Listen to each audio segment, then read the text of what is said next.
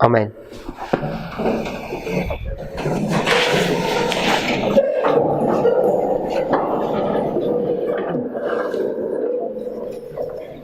Hopefully we've seen Matthew 24, all these things.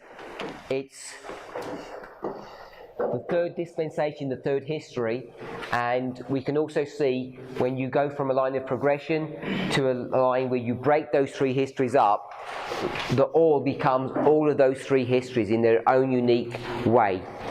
As an example, when you see wars, we need to go back to the original context and see what those wars really meant so that we can make a proper application. It's just not wars in the generic or general sense. We've seen that Ellen White in Desire of Ages 632, when she applies these passages about the nearness and all these things, what she's doing is saying this generation is the history from 1798 to the end of the world. So she has spiritualized that generation. I want us to point out that when she is saying that, she is alive. So in her mind, she could well be thinking that Christ is about to return in her generation. So she may not even have a concept that she's going to die and Christ is never going to come back for another 3, 4, 5 generations. So I want us to point that out. It still is a literal generation when she says that statement. When we start putting our own little history at the back here, we have to begin to construct that through a careful reading of Spirit of Prophecy and using line upon line methodology. You're not going to get much support, I don't think, from the Spirit of Prophecy, direct support. You have to go into verse 40 and understand how that structure is laid out as an example. So hopefully that's clear.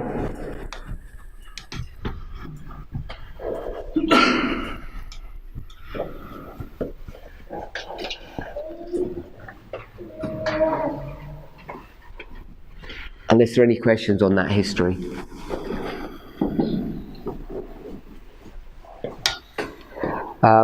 Was there another outstanding question? I think there was about the elect. I'll leave the elect. It wasn't that big a question. Sorry, you had a question? Yeah, I had a question. When you read verse 8 of Luke 28? No, Luke 21. Yeah, I know the chapter. I'm just going to the verses. 28. And when the things begin to come to pass, then look up. Me, I have a question. When the things begin, when they begin? So, Brother William says, verse 25. Yes, if that is the beginning, then that is of the marriage. Then I think that's when they are supposed to start looking up. In verse 25? If that is the beginning. I'm just assuming if that is the beginning, according to this part, then those people who are in that generation, who are the marriage, are supposed to look up because they live from that. And that one confirms that in their generation, because the second advent came in 63, that would confirm if they are faithful, then they would have come in their generation and they would have. Yes. But when Ellen White comments on this, she does it in the Desire of Ages, and the Desire of Ages is a lot later than 63.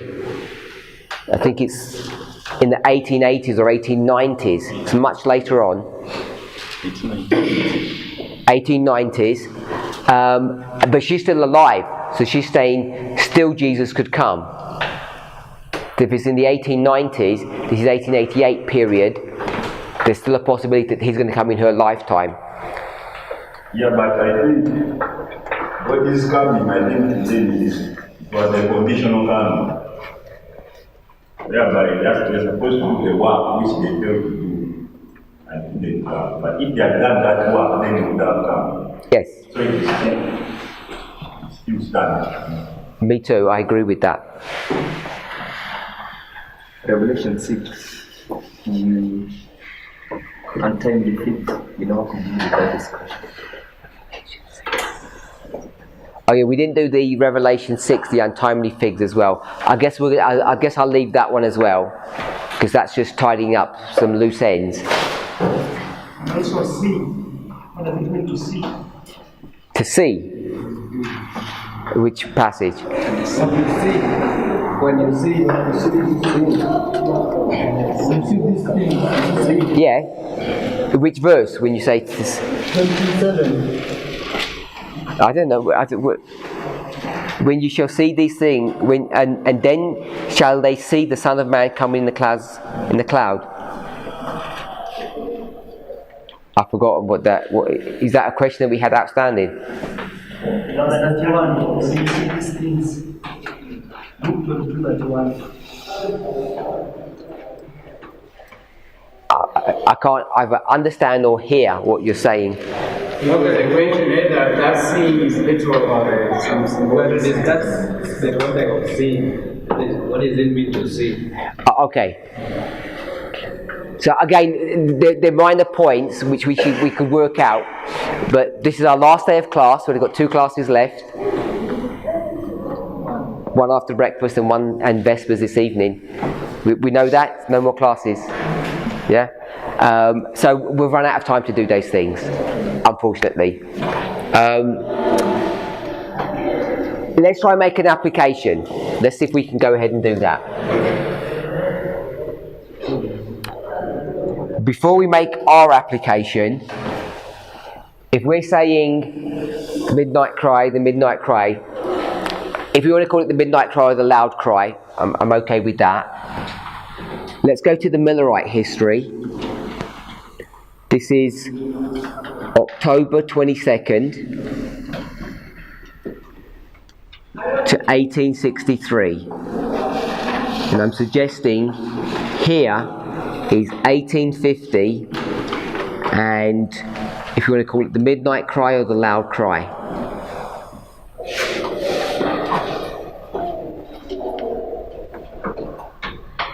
So this is a structure we've already set up.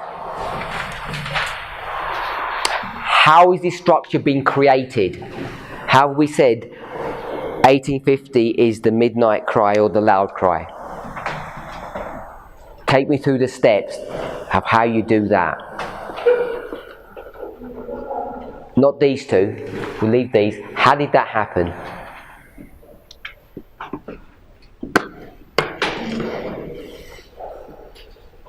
Brother Kefas?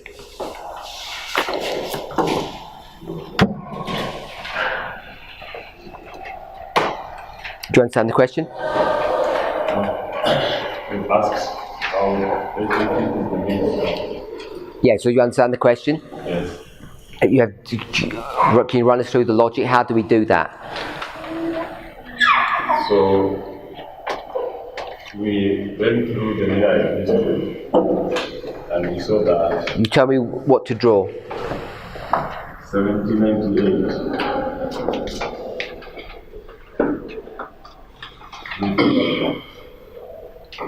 Sorry? 1844. And we saw that 1844 was fulfillment of the 25 verses that Miller understood. That began in 1677. But at that point, when the Richard disappointment life began to come, and Miller medicine is going to be given another 25 verses that takes us to 1863. When? From 723. When's he going to do that?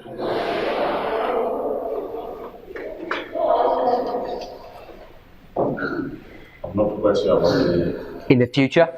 Yeah.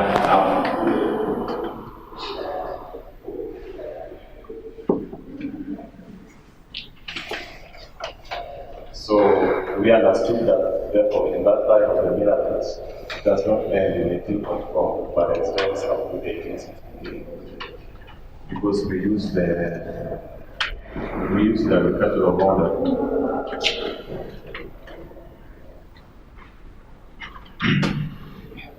We use the agricultural model to lay out that. So we saw that from 1844 to 1863 was the harvest.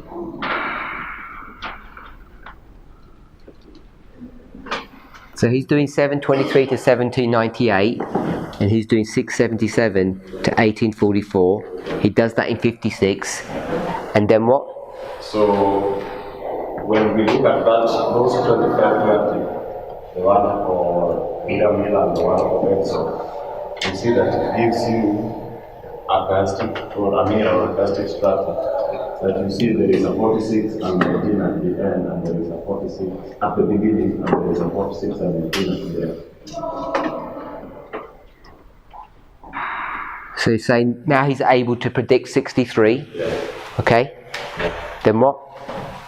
So Agricultural cycle. yeah, so when we apply an agricultural cycle to that line, we see that from 1844 to 1863 was the harvest of the Miller industry.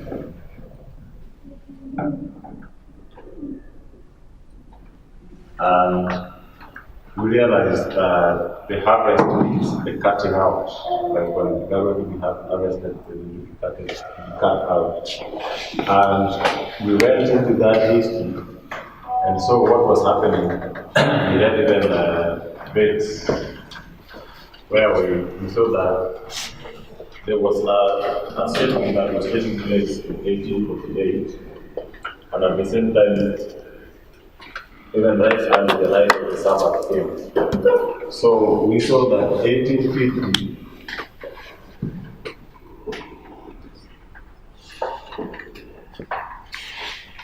So in 1848, there was a shaking that was taking place, and we saw that the Millerites that had rejected the first and the second English message were interpreting that shaking to mean that it's the gathering in of the Armageddon. But the true ones who had followed the light as God had led them, who were led back to study their word, went back to the word of God, and they saw the light of the Sabbath, and they began to prepare. They began to publish or prepare to give the message of the third end of the and proclaim the message of the Sabbath. Therefore, in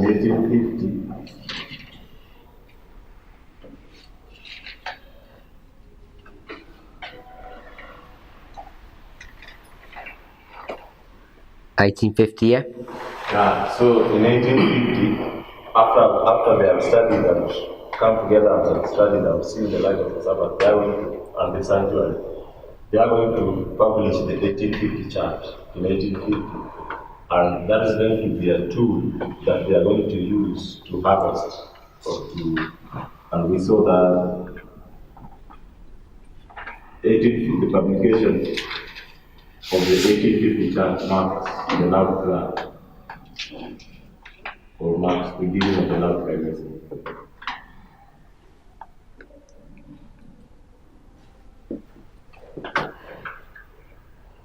Anyone else? With Benjamin? So we also came to those conclusions by laying out the structure of the Gospels.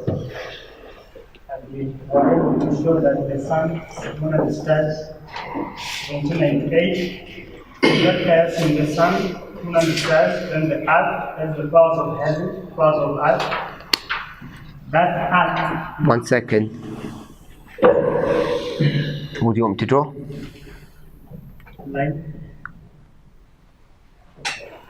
And the first part, the sun, yes, 1798.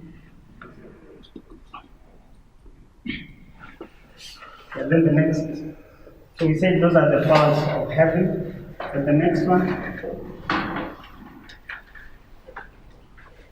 the earth. So the earth we marked 1840. And it was giving us a chiasm, earth again. And the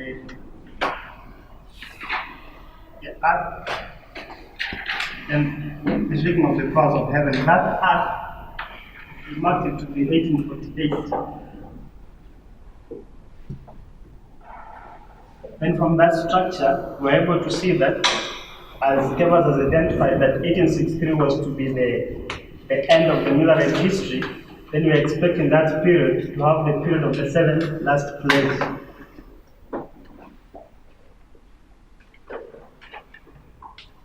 All of this? All of that because the plagues are as a result of the shaking of the powers of heaven. Then we identify also in 1848 she received visions speaking about the work of publishing, and people begin, we read from Logbara, people begin saying, you guys are late with the sealing message. They're understanding the sealing message from Revelation chapter 7. So when they argue that way, they go ahead and begin the publishing work in 1848. Then in 1850, they printed the 1850 chart as a tool of public evangelism. So we concluded that that's the last. Okay, and the verses? The verse 4. This structure. This is the gospel. Then this one was the quotation. Which book? We read from Logbara's book. No, to create this structure. You said it's Gospels. Which Gospel? Luke, Matthew, Mark. All of this. So all of them. Specifically from Luke. Verses. 25 and 26, I believe. Which ones are which?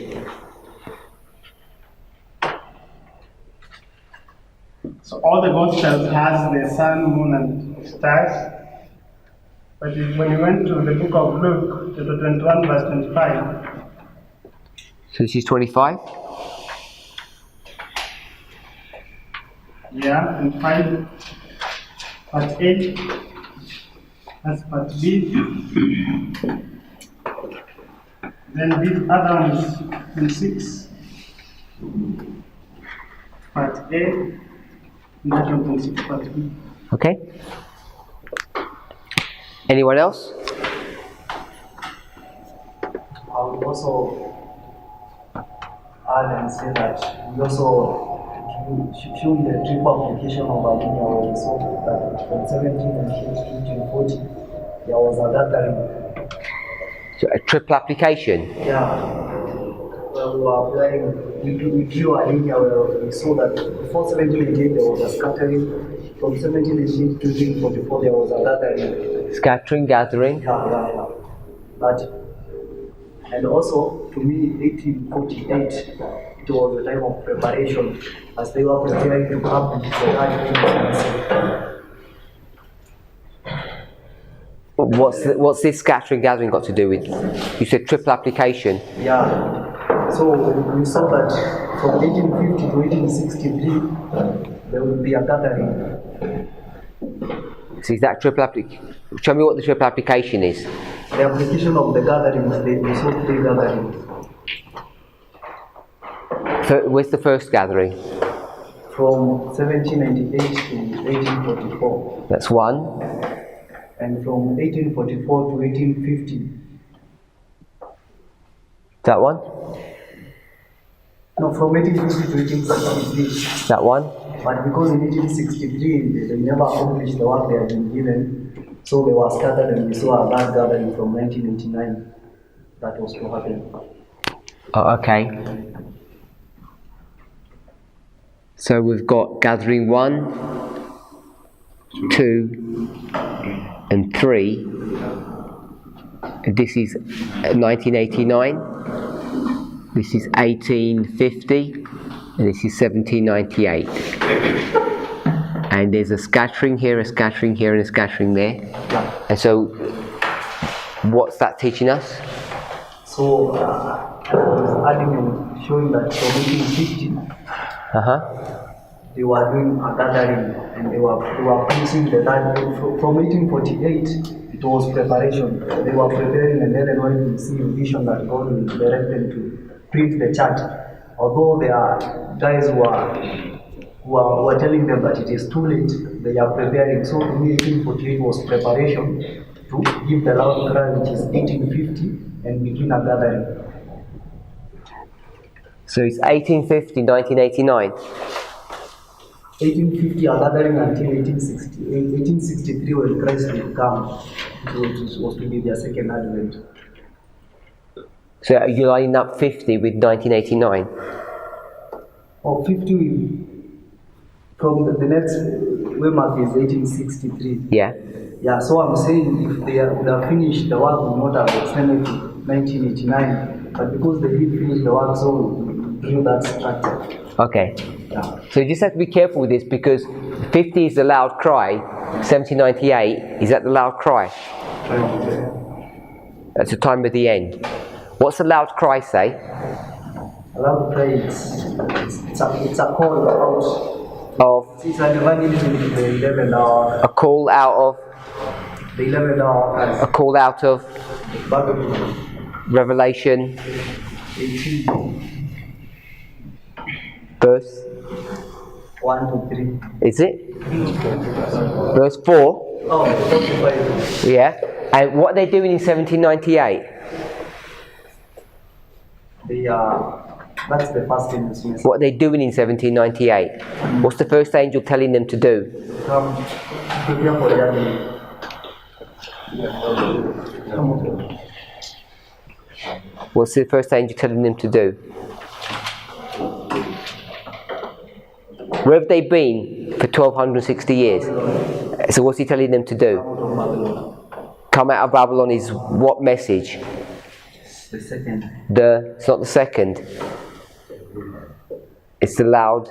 The loud prayer. So this is the loud cry. This is the loud cry. And what's 1989? That's what loud cry. Explain that. From 1863 to 1989, you can see the number 126, where they have been accepting the false doctrine. So, what is Which false doctrines? the foundations are scattered. Which false doctrines? The Babylonians. Yeah, which ones? I love the words to express it. Which Bible verse you're going to show us that that's what's happening?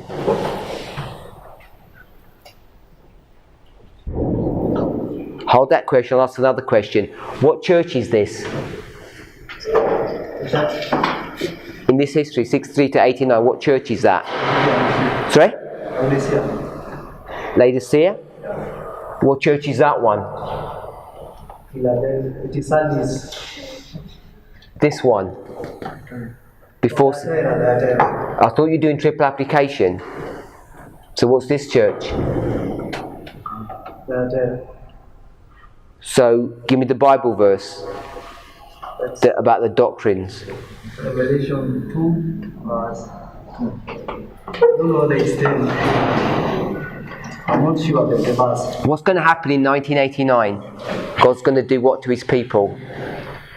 Restore them. Yeah. Which verse? Chapter 2, 20. verse 20. Jezebel's going to do what? Jezebel has invited Two things. Teach and seduce. Brother Brian, what's the doctrine that she's going to teach and seduce God's people into? Sorry? in which period? This one here.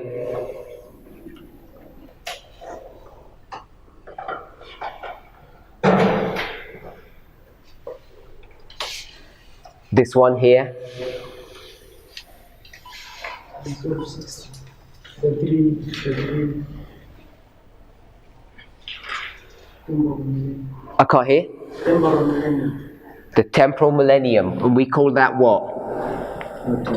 No time. So that's the premier doctrine that she's teaching us. What do we call the no time message? What experience is that we're having? Sorry? Don't whisper, then we'll have to point that they quieten down. What experience are we having here?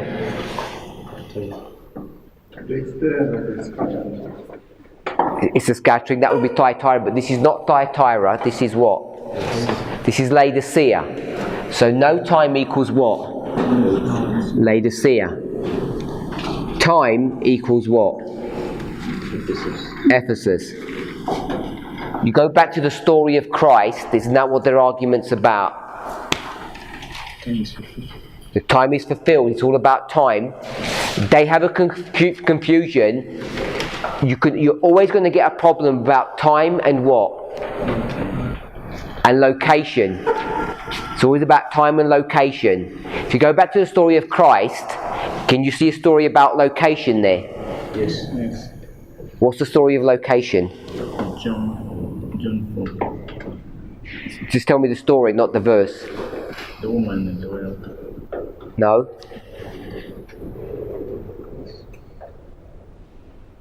Story of location.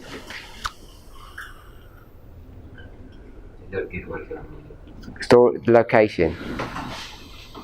Location. I think the story of location is putting Christ as a king. Putting Christ as the king, location. Location of the kingdom of grace. The kingdom of grace or the kingdom of glory. Where's Jesus born? Is he? What location are we talking about? Can any good thing come out of Nazareth? There's a confusion on location. There's a confusion of what the kingdom is. Is it kingdom of grace? Kingdom of glory? So there's all the same threads in that history. You've got two components. You've got this idea of time. You've got this idea of geography. So can we see that? Remember that we had. There's a lot of information here, and it's complex to remember it all. But so that's why I wanted to try and drag it out of our memories. Do we all agree with this? There's a lot of things here. Some things that we didn't even discuss before, but many that we did. So we didn't call 1989 the loud cry. We never used that, but you can see it has the characteristics of the loud cry because it's a triple application. I'm not saying 1989 is the loud cry, but it has characteristics of that. What I want us to see, and I don't know how to explain it, I can't say like what rule it is, but we have a primary way of lining up histories. Verse 40, at the time of the end, at the time of the end. That's a primary way of lining things up, the birth of Christ, the birth of Moses. So we need to be sure about that. But you can start taking histories and lining them up in different ways to teach you different things. But we can't say you cut these lines and take 1989 and bring it to 1850 and then start and say, well, where would 9/11 be or 2014 and tuck it into here. I don't think you can do things like that. But you can certainly see the characteristics which give you this structure that you've got a triple application and they're all in their different way have the characteristics of the loud cry. Problem is the loud cry is here in 1798, but you properly see the loud cry when? Here, in the summer of 1844, and the loud cry is not going to be used in Revelation 18, it's going to be used in 2 Corinthians 6, but it has all the same components to it. Here the loud cry is 1840, and you don't have come out of her my people. And you don't have that. Why? Because this is the alarm. And this is the true midnight cry. But the true midnight cry has the same characteristics here of 1798 because they're coming out of Babylon. Even though you can't see it in the words, it's hidden there. But it has those characteristics. Are we okay with that? So, triple application. Gathering 1, 2 and 3. The gathering begins with the loud cry, which is a call to come out of Babylon, if we're going to use that kind of phraseology, which we can. 1989 has the same characteristics. Come out of this Laodicean condition. What do we call coming out of Laodicean condition? Counsel thee to buy of me gold, eye salve, white raiment. This is gospel language. So here in 1989, we can have the steps of salvation. That's what's been brought to view. To come out of this Babylonian mindset, Babylonian captivity. We're not saying that the church is Babylon, but we're saying the church is in Babylonian captivity. We have that concept, the same one in 1798. Come out of Babylon and do what? Sorry? What's the first angel saying? Go to the glorious land. After you've come out of Babylon, gone to glorious land, then what does he say? The normal understanding. Which is what? Because, so you need to prepare. You need to fear God and give him glory. See the same thing here. Come out of the Babylonian mindset, out of Laodicea, come out of Laodicea and become glorious. Fear him, which means be converted, and give him glory. Which church is glorious? Ephesus. So you see all the same characteristics between here and here. So that's an important thing to remember. What's this, by the way? S, B and CS. What's all that?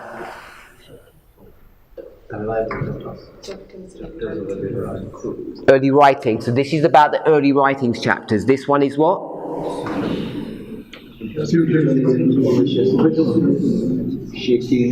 is spiritualism, and this is shaking, and this is covetousness, and this is Babylon. So I want us to remember that. Not related to what we did. We're coming back here. We've got 1850s, the midnight cry or loud cry. Then I'm asking, how did we create that structure? So Brother Kefas ran us through the history that Hiram Edson is going to do this work in 56, and he's going to help us to create 63. He doesn't do that. His work is unfinished, but that's the 63 bit, which isn't directly related to the 50 bit, which is what I'm asking. I'm asking for the 50. So the 50 is based upon the third angel's message. In 48, there's a shaking that's happening in Europe, and people are saying, is this Armageddon? Because it looks like it, and we're saying, no, we need to start preaching the Sabbath. So we're starting to work that out, and we've come to a place of conclusion in 50 that we're saying this chart is going to be the tool to proclaim what? The third angel's message. So we have that, and then we went to Luke 21, 25 and 26, and we created this chiastic structure. So I just want us to go through this again. Brother Benjamin gave it all correct, that's all fine. I just want to have another person go over it again so that we can hear a different perspective. So Brother Rogers, run us through this one again. Okay. I think what we did, we looked through the book of the three Gospels, the book of Matthew, Mark, and Luke. And we were picking up different symbols where we specifically went to the book of Luke because it had some additional details that are lacking in Mark and Matthew. So what Luke was giving us, he was giving us the sun, the moon and the stars, then he was giving us the earth. Then I think, like Benjamin said, we preached the chiasm of where we had sun, moon and stars, earth, powers of heaven being shaken. We'll just stop there. We're in Luke 21, 25 and 26. When you're flipping from the Bible, it's not that easy to see, but the second part of verse 25, this earth here, and the first part of 26, this earth here. So all this earth information, the half of 25 and the half of 26, is not in Matthew or Luke. It's not there. So you have to go to Luke to find that. Without that, you can't create this structure. So Matthew and Mark just do the sun, moon and stars, then the heavens shaking. It doesn't have the earth information. So carry on. So it was Luke 21, 25 and 26, as you have said. Verse 25, we broke it into two parts, 25a and 25b. 25A has the sun, the moon, and the stars. Then 25B has the earth. 26A has the second earth, and 26B has the powers of heaven. Then we noticed, if you read that verse, we noticed that you could see cause and effect in two different ways. But one of the ways through which we saw cause and effect is that there's something that is happening in heaven which produces something that is happening on earth. So the powers of heaven are being shaken, that produces something on earth, and that something we say is the seven last plagues. So we just stop there. What we're doing is we're going into verse 26 and verse 20. So once we see heaven, earth, earth, heaven, so we can observe that just through the words. We've got that structure. So once we can do that, we've put the word heaven, doesn't say heaven, it says sun, moon and stars, but we've put the word heaven. So we've created a structure, and then what we're doing is we're coming out of the structure, and we're looking at the words. We're looking at the words of verse 26. And when we're in verse 26, what do we see? Men's heart training. What do we see? We see a cause and effect.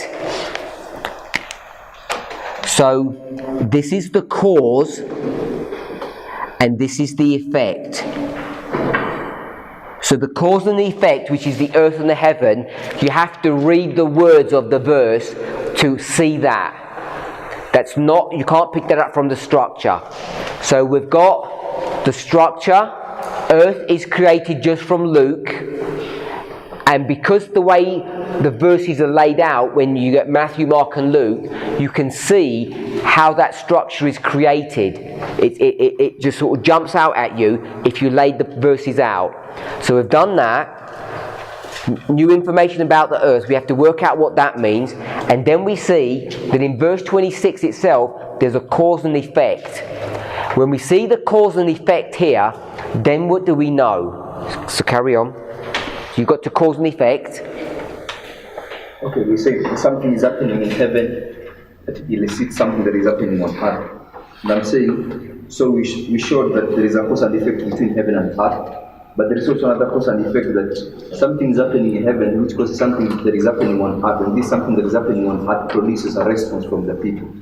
Men such are failing to feel. So there's another cause and effect in this verse itself, 6a. So the cause is heaven and the effect is earth. Now when you go to earth, there's a cause on earth and there's an effect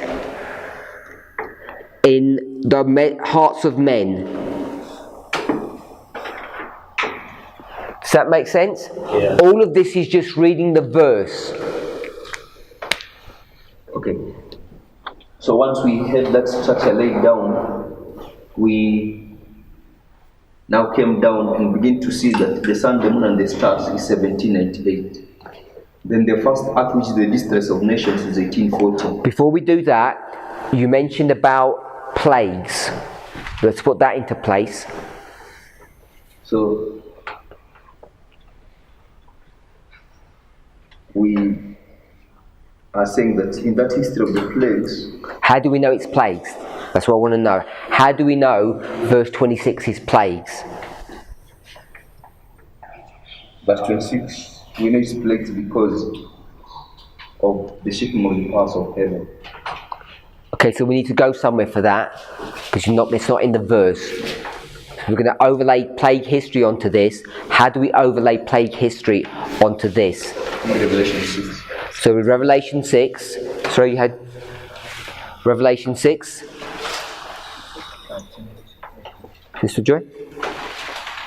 Can you go ahead? I think it's Revelation. You should go first to Revelation 16. Revelation 16. Yeah. Okay. Go back to Revelation. So we're going to go to Revelation 16 first. Because the ball is low, what I'm going to do is I'm going to just pull this up and carry it up here at the top. Are we okay with this? So we've got 26a. 26b. Earth and heaven. This is the cause and this is the effect. On earth, there's another cause and effect, because this is the earth and this is the men's heart, and this is the cause and this is the effect. And all of this is plague history. So I'm saying, let's prove that it's plague history.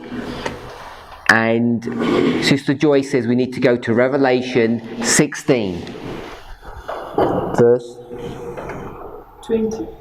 So 16:20. Tell us what that is before you read it.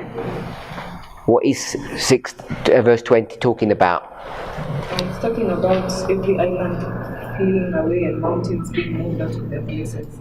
So it's talking about the destruction of the earth. So we'll read the verse. And every island fled away, and the mountains were not found. Okay, so that's destruction of the earth. If you're okay with that, then we're. Then we'll go back to Revelation 6. So 16:20. Then we're going to go to 6:14. Yeah. We're going to go to 6:14, and don't read the verse. What's that talking about? It's talking about the same thing. So 6:20 is talking about the destruction of the earth, and 16:20, and 6:14 is talking about destruction of the earth. We'll read that. And the heaven departed as a scroll when it is rolled together, and every mountain and island were moved out of their places. Verse 15. And the kings of the earth, and the great men, and the rich men, and the chief captains, and the mighty men, and every bondman, and every free man hid themselves in the dens and in the rocks of the mountains, and said to the mountains and rocks, Fall on us, and hide us from the face of him that sitteth on the throne, and from the wrath of God. So we're going to look at Luke 21, 25 and 26. We've seen there's a cause and an effect, and first we're going to see, then we can also see that there's a cause on the earth which produces an effect upon the people. So we're going to go to we're going to go to Revelation 16:20. We're going to see the earth is being destroyed. Then we're going to go to 6:14 and 15, and in 6:14 it says there's something about the heavens, and when the heavens are going to be destroyed, rolled together as a scroll, then we're also going to see destruction on the earth. And the destruction on the earth in 6:14 is the same destruction that's happening in 16:20. So now we can see the cause and effect between 26b and 26a. You can see that in 6:14. And the 6:14, where you've got the heaven, then the earth, when you go to verse 15, it produces an effect upon men's hearts. So you can go from heaven to earth to the heart, and you can see that in 16, 14 and 15. 6, 14 and 15. And if you go to 16:20, what does 16:20 give you? It tells you the context of when that's happening. What plague number is that? 7. Yeah. So this is in the 7th plague history. So we can tie 26 all to the 7 plagues history. We've just got 7 plagues, but it can be the 7th plague. Are we okay with that logic? I actually thought it was the other way around. I don't see any connection we get in Luke 21 that takes us directly to Revelation chapter 16. But I see a connection between Luke 21 and Revelation 6 first. And then from Revelation 6 we pick out the islands fleeing, and then when you go to Revelation 16:20, you can now place the islands fleeing at the 7th plague. Okay, so you're saying that from Luke 21 you can go directly to Revelation 6. What's the hard connection between Luke and Revelation 6? The heaven departing as a scroll, and there's the previous verses, verse 13, speak of exactly the same things as Luke. The stars of heaven fell unto the earth, even as a fig tree casteth her tiny fruit. Verse 12, and I beheld when he had opened the 6th seal, the sun became blank as sackcloth, and the moon became as blood. So Revelation 6:13 gives us the same anchor point as verse 25. So we're anchored there. And verse 26 says heaven and earth. And verse 14 says heaven and earth. And then verse 15 says men's hearts failing. So we have all the connection there. And then we say, well, when is that happening? And then we can go back to 16 and say that's happening in the 7th plague. Sister Joy, you okay with that? Okay, so maybe it's better to go from 6:14 then to 16. Yeah? Oh, I just wanted to try that understanding, it's called early writing 41, where she also said that the powers, the shaking of the powers of heaven was not the shaking of the powers of the earth. That the shaking of the powers of heaven will be shaken by the voice of God, which we identified was from the book of Revelation 16. She or we? No. She or we? Who did that? We read that with early writings 41. Okay, I want to go to early writings 41.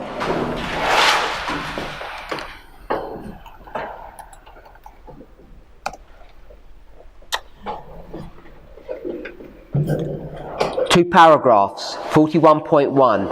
Shaking of the powers of heaven. December 16th, 1848. This is the 1848 that Brother Kephas took us to here, the shaking. The Lord gave me a view of the shaking of the powers of heaven. I saw that when the Lord said heaven, in giving the signs recorded in Matthew, Mark and Luke, he meant heaven. And when he said earth, he meant earth. The powers of heaven are the sun, moon and stars. They rule in the heavens. That's how we put heaven here. From the chiasm. To create that chiasm. The powers of earth are those that rule on the earth. The powers of heaven will be shaken at the voice of God. Then the sun, moon and stars will be moved out of their places. They will not pass away, but be shaken by the voice of God. What do we pick up from that passage? The voice of God. The voice of God. So we've got the voice of God there. Where do we see the voice of God? Revelation 16. Verse 17 when the 7th plague. So read that out.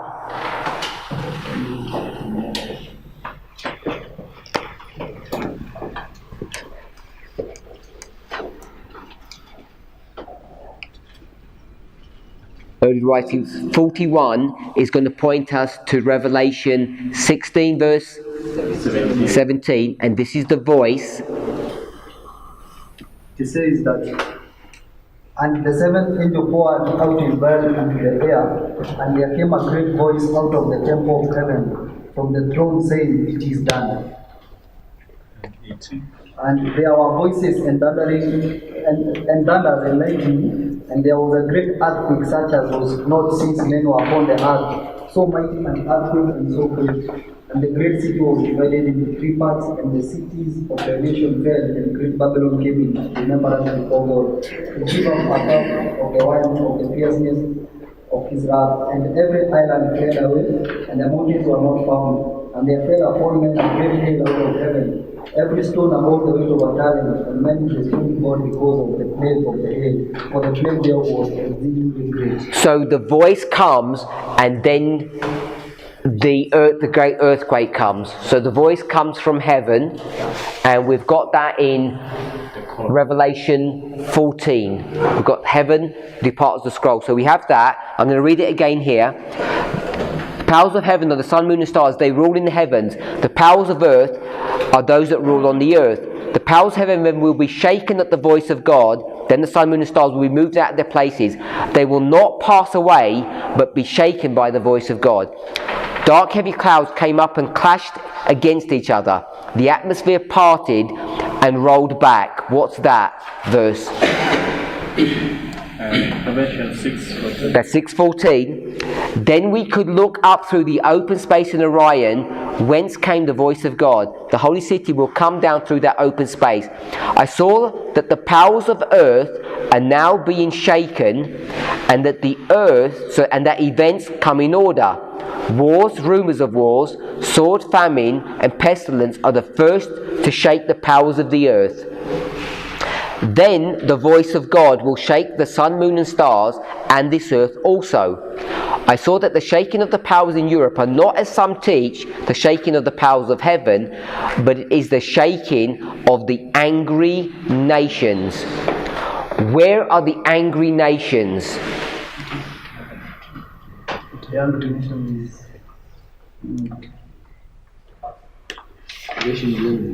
Sorry? Revelation 11:18. So that's the verse for the angry nations. Where would we put the angry nations? Okay, so we're putting it here in 1848, but I want to take 1848 out for a moment. If we make a normal application, what would these angry nations be if all of our structure is correct? What history is that going to be in?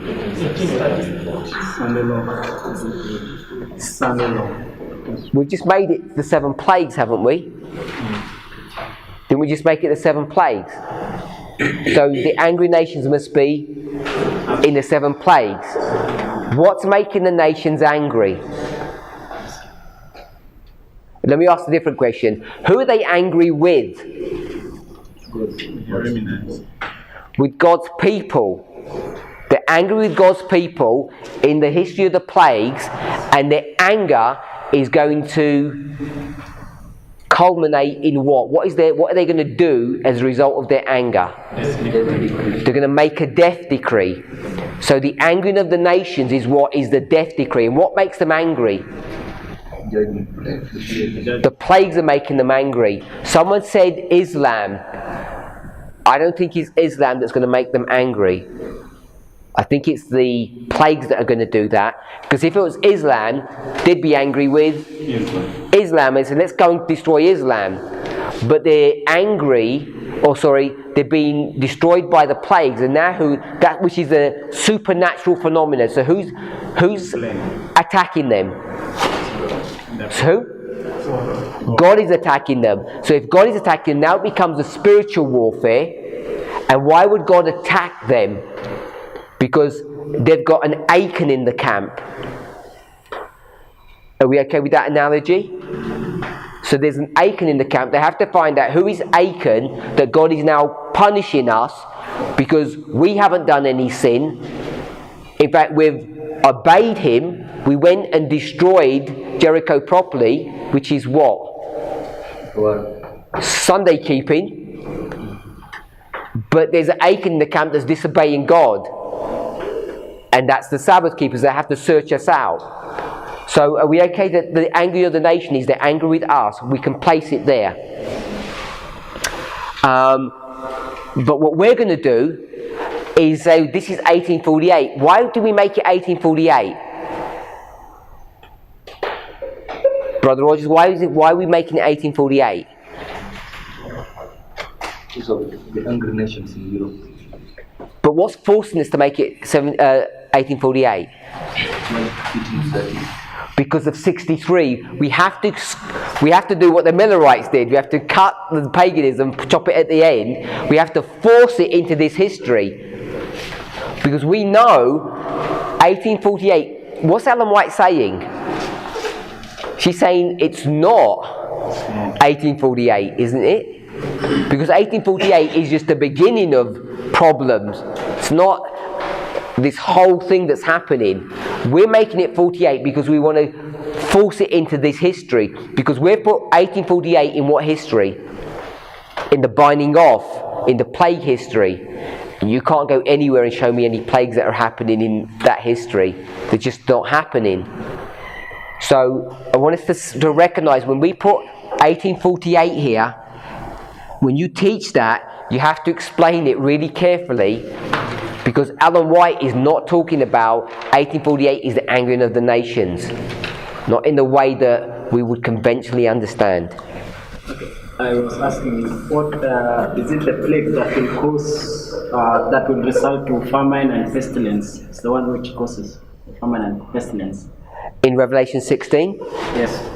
If you want to take it literally, yes.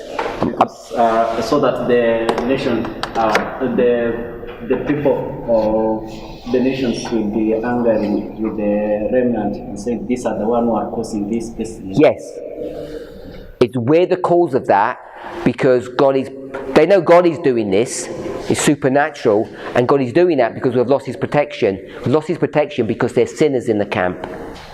So that is... We teach that. Why don't we have the gifts restored? Because there's sin. Because we don't have a purified church. So we use the same logic. So the time of loud cry is the time of the trouble. The time of loud cry, when the message is being taken about the Sabbath, will it be the same time of trouble that God is punishing? It has similar characteristics, but it's not Jacob's time of trouble. Because in early writing 33, he says that at the commencement of the time of trouble, we were filled with the Holy Ghost as we went forth and proclaimed the Sabbath. Read on. And then it says, more fully, as they could not refute the Sabbath, so this enriched the churches and nominal Adventists, as they could not refute the Sabbath truth. At this time, God's chosen also clearly that we had the truth, and they came out and endured the persecution with us.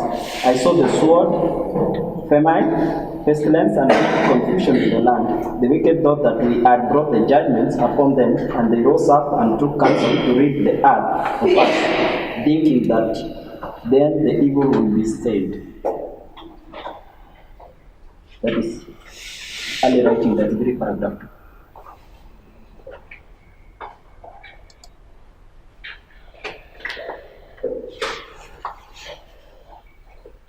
And what's the point you're making?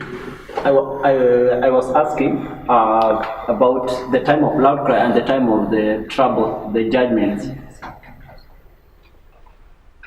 Will God send the 7 plagues in that time that we are beginning the loud cry period, the time of the loud cry? Because this is at the commencement of the trouble. So is it the Jacob's time of trouble, the great time of trouble? Okay, so you didn't read everything in that because you skipped a bit out. You skipped it says, see page 85. Does it have it in your phone version? Yeah? Says it, so I just want to read what it says on page 85. This view was given in 1847 when there were but few Advent brethren observing the Sabbath. I'll skip down. Now the fulfillment of that view is beginning to be seen. The commencement of that time of trouble here mentioned does not refer to the time when the plagues shall begin to be poured out, but to a short period just before they are poured out, while Christ is in the sanctuary. At that time, while the work of salvation is closing, trouble will be coming on the earth, and the nations will be angry, yet held in check so as not to prevent the work of the third angel. At that time, the latter rain, or refreshing from the presence of the Lord, will come to give power to the third angel. So she's talking about, it's not on the board, she's talking about the Sunday law history when she says that. So it's not Jacob's time of trouble. So she has to clarify, when she says time of trouble, people think it's talking about Jacob's time of trouble. She says, no, this is the Sunday law history. So when they will start angering with the remnant, it is not because of the judgment that God is sending from up, but it is because of the permanent pestilence that is happening on earth. You asked that question before I said yes, but then you brought us to this passage. This passage, we have to remember, it's one of her earlier works. She's not clear in her use of language. There are 2 times of trouble. Adventists now call it the little time of trouble and the big time of trouble. She never uses that phrase, but she explains it here. It's the Sunday law that's being brought to view. Okay, I just wanted to say that this is what conventional arguments call little time of trouble and great time of trouble.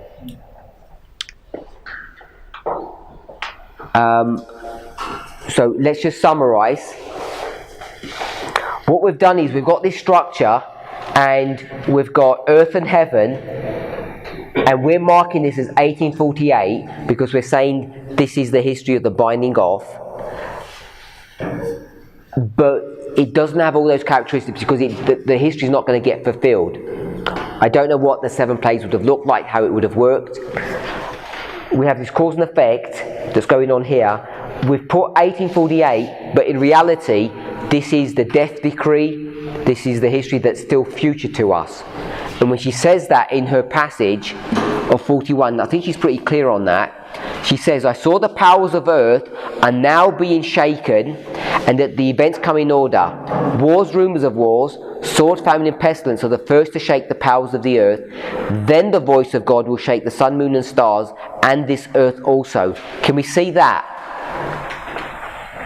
She says now 1848 is the first part, and then you're going to get the voice of God, which will do the heaven and the earth also.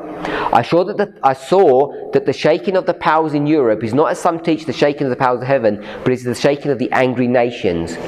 So we're using angry nations in a different way than Matthew 26 verse part A. We're going to Revelation 11, and we're going to make 1840 a separate and distinct waymark. It's not that easy for someone to stand up and say, okay, what did we say? It's quite a convoluted argument. And it's convoluted is because we're trying to overlay two histories and parallel Millerite history with our history. If you just did it sequentially, you wouldn't have a problem. 1848 is, she says quite clearly, I saw that the shaking of the powers of Europe is the shaking of the angry nations, and the shaking of the angry nations is not Luke 26 part A. Luke 26 part A is in the future. Let's close with prayer.